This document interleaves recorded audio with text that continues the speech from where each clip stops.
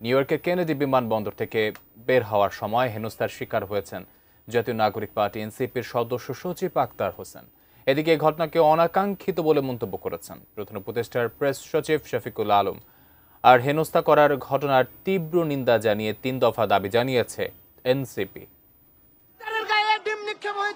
প্রধান উপদেষ্টার new York সফর, জাতিসংঘের অধিবেশনে অংশগ্রহণ এবং তার সফর সঙ্গী হিসেবে ৩ রাজনৈতিক দল বিএনপি, জামায়াত এবং জাতীয় নাগরিক পার্টি এনসিপির ৬ সফর সঙ্গীর নাম ঘোষণার পর থেকেই সামাজিক যোগাযোগ মাধ্যমে যে আশঙ্কার কথা বলা হচ্ছিল তাই যেন এবার বাস্তব হলো। নিউ ইয়র্কের কেনেডি বিমানবন্দর থেকে বের হওয়ার সময় হেনস্থার শিকার হয়েছেন জাতীয় নাগরিক পার্টি এনসিপির সদস্য সচিব আক্তার হোসেন।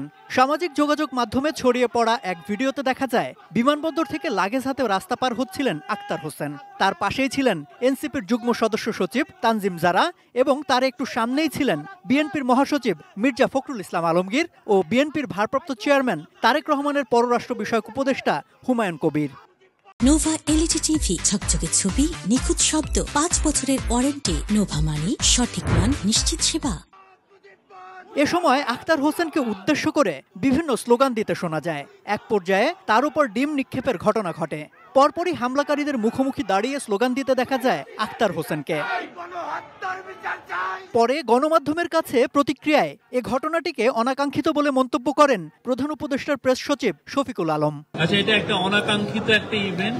এই বিষয়ে আমাদের কনসুলেট এবং আমাদের ফরেন মিনিস্ট্রি এটা নিয়ে তারা ইনভেস্টিগেট করবে।